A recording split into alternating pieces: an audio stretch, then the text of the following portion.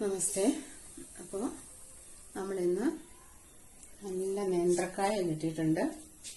നേന്ത്രക്കായുണ്ട്. നമ്മൾ ഉപ്പേരി ഉണ്ടാക്കാം. ഞങ്ങളിവിടെ ഉപ്പേരി എന്താ പറയാ, തോരൻ, മെഴുക്കുപുരട്ടിയാണ് കേട്ടോ. ശരിക്കും മെഴുക്കുപുരട്ടിയാണ് ഉണ്ടാക്കുന്നത്. അപ്പം അതിന് വേണ്ട സാധനങ്ങളൊന്ന് പരിചയപ്പെടാം. ഇവിടെ നല്ല നേന്ത്രക്കായ കഷ്ണങ്ങളായിട്ട് അരിഞ്ഞ് അതിൽ നമ്മൾ മഞ്ഞൾപ്പൊടി ഉപ്പും കൂട്ടി ചേർത്ത് വെച്ചിട്ടുണ്ട്. എപ്പോഴും തോരനോ മെഴുക്കുപുരട്ടിയൊക്കെ ഉണ്ടാക്കുമ്പോൾ അങ്ങനെ ചെയ്ത് നന്നായിട്ട് പിടിക്കും. പിന്നെ നമ്മൾ പച്ചമുളക്, പിന്നെ ഒരു 4 ചെറിയ ചുമന്നുള്ളി, പിന്നെ കുറച്ച് നാളികേരമുണ്ട്. നാളികേരം നമ്മൾ വെന്തതിന് ശേഷം നമ്മൾ ചേർത്ത് ഇളക്കാനുള്ളതാണ്. തോരൻ്റെ നാളികേരം ഉണ്ടെങ്കിൽ നല്ലതായിട്ട്. അടിഭാഗം കനമുള്ള ഒരു ചീനച്ചട്ടി അടുപ്പത്ത് വെച്ച് സ്റ്റവ് കത്തിച്ചതിന് ശേഷം നമ്മൾ കുറച്ച് എണ്ണ ഒഴിക്കുക. എണ്ണ ഒരുപാടൊന്നും വേണ്ട, ഒഴിച്ചാൽ മതി. എന്നിട്ട് നമ്മൾ ഈ ഉള്ളി മുളക് കൂടി ഇടുന്നു. അതിനുശേഷം നമ്മൾ നന്നായിട്ട് ഇളക്കി ചേർക്കണം. പെട്ടെന്നത് മൂത്ത് കിട്ടും, ഒന്ന് വഴന്ന് കിട്ടണം.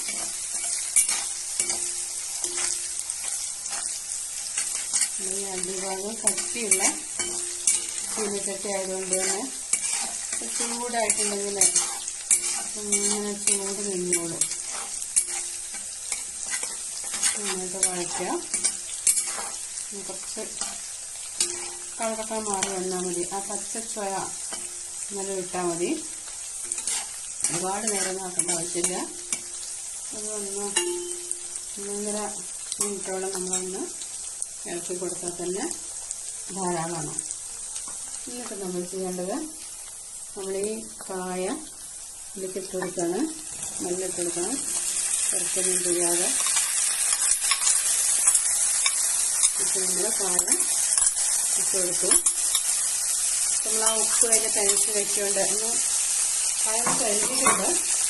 ഇപ്പോൾ ഉപ്പ് കഴിച്ചിട്ട് മഞ്ഞൾപ്പൊടിയും തനിച്ച് വെച്ചിട്ടുണ്ട് തന്നെ നമ്മൾ ഇതിൻ്റെ കുറച്ചായി തന്നെ വെള്ളം വന്നിട്ടുണ്ട്. ഇതൊന്ന് ഇളക്കി യോജിപ്പിച്ചതിന് ശേഷം നമ്മൾ ഒന്ന് മൂടി വയ്ക്കുക. അപ്പം നമ്മളിപ്പോൾ അത് കുറച്ച് നേരമായി വെച്ചിട്ട് ഇനി നമുക്കതൊന്ന് തുറന്ന് നോക്കാം. അപ്പോൾ വെന്തിട്ടുണ്ടാവും. നന്നായി വെന്ത് വന്നിട്ടുണ്ട്. കണ്ടോ, നമ്മുടെ തോരൻ റെഡിയാണ്. ഇനി നമ്മൾ നന്നായിട്ടൊന്ന് ഇളക്കണം.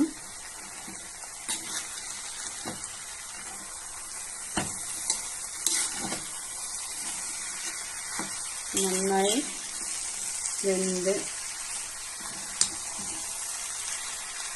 നല്ല മെഴുക്കുപുരട്ടി വെക്കുന്നുണ്ട്. മെഴുക്കുപുരട്ടി തോരൻ നല്ല ചേർക്കണം. നമ്മളതിലേക്ക് കുറച്ച് തേങ്ങ ചേർക്കണം.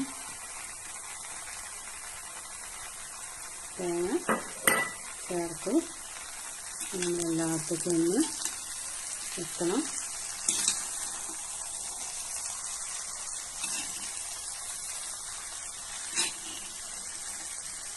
നമ്മൾ ചേർത്ത് ഇളക്കി യോജിപ്പിച്ചിട്ടുണ്ട്. അപ്പോൾ നമ്മളെ നേന്ത്രക്കായ തോരൻ ഇവിടെ റെഡി ആയിട്ടുണ്ട്.